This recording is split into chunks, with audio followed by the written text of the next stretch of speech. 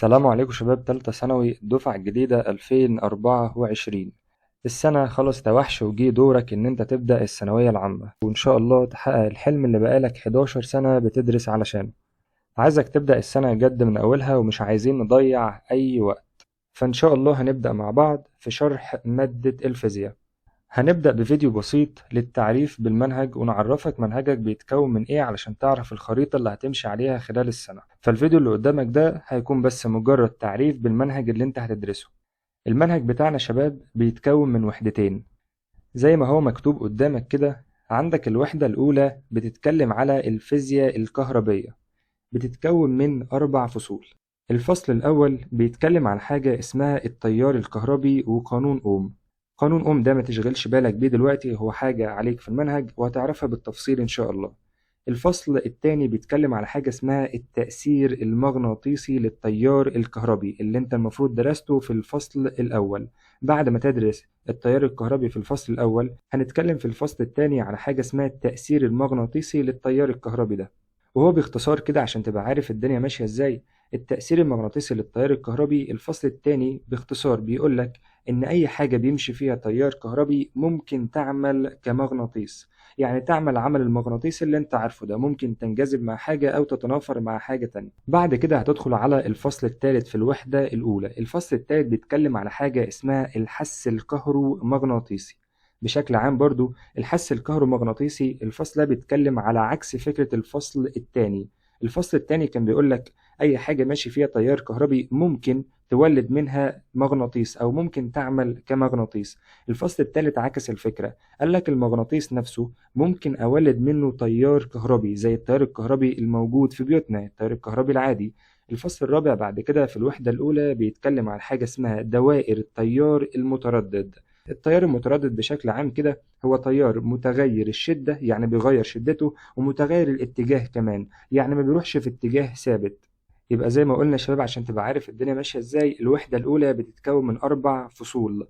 الفصل الأول بعد ما عرفت بيتكلم على إيه بيتكون من 4 دروس. يبقى خلي بالك الفصل مقسم لدروس، الفصل الأول فيه 4 دروس والفصل الثاني فيه 4 دروس هو كمان، وكذلك الفصل الثالث.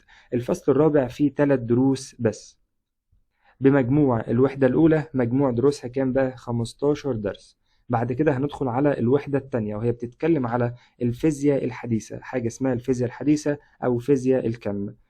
برضو بتتكون من 4 فصول، فصل أول وتاني وتالت ورابع. الفصل الأول فيها بيتكلم على حاجة اسمها ازدواجية الموجة والجسيم، بتتكلم بشكل عام كده عن الضوء وبعض التفاصيل الصغيرة وانت دارس حاجات منها في تانية ثانوي.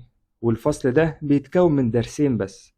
بعد كده الفصل التاني في الفيزياء الحديثة أو الوحدة التانية بيتكلم على حاجة اسمها الأطياف الذرية. الذرة اللي انت دارسها قبل كده هندخل جوه الذرة ونعرف شوية تفاصيل معينة، والفصل التاني ده بيتكون من درس واحد بس.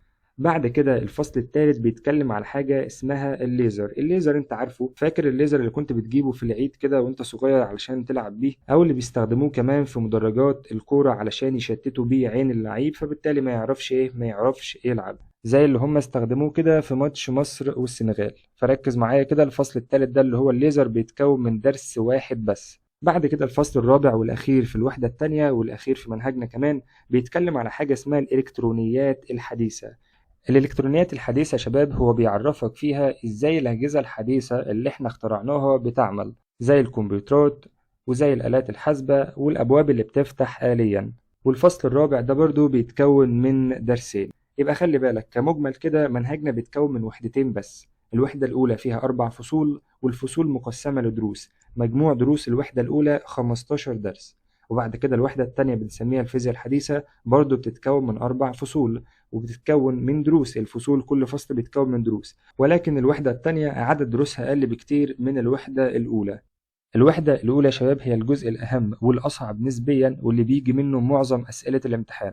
ممكن نقوله بالتقريب كده إن هي بيجي منها تلتين الامتحان، وتلت الامتحان بيجي من الوحدة التانية أو الفيزياء الحديثة. الوحدة الأولى هتاخد مننا وقت شوية وشوية شغل وموجود خلال السنة، ولكن الوحدة التانية مش هتحتاج الكلام ده مننا. يعني ممكن مثلا الأربع فصول بتوع الوحدة التانية على بعضهم كده ياخدوا معانا مثلا شهر ونص بالكتير. دي كده كانت تقسيمة المنهج علشان تبقى عارف خريطة المنهج ماشية ازاي وانت هتمشي وتعمل ايه خلال السنة. انت عندك مجموع دروس المنهج ككل كده حوالي 21 درس. بتمنى إن شاء الله السنة دي تكون سنة خير على الجميع، وتطلع منها محقق حلمك وداخل الكلية اللي انت بتتمناها. زي ما قلت لك الفيديو ده هيكون بس فيه التعريف بالمنهج علشان تعرف الخريطة اللي احنا هنمشوا عليها، خريطة الدروس بتاعة المنهج. الفيديو اللي جاي ان شاء الله هو هيكون اول فيديو لشرح المنهج بتاعنا، واللي هنتكلم فيه على الفصل الاول في الوحدة الاولى. هنمشي بترتيب المنهج زي ما هو مترتب كده، لان ما ينفعش ابدا معاك من الوحدة التانية قبل الوحدة الاولى، لان الوحدة التانية يا شباب هي صحيح فيزياء حديثة مختلفة نسبيا عن الفيزياء الكهربية، ولكن في حاجات في الفيزياء الحديثة مش هتفهمها غير بأساسيات في الفيزياء الكهربية اللي هي الوحدة الأولى. فلازم نمشي بترتيب المنهج، ما ينفعش أبدأ في الوحدة التانية قبل ما نكون واخدين الوحدة الأولى.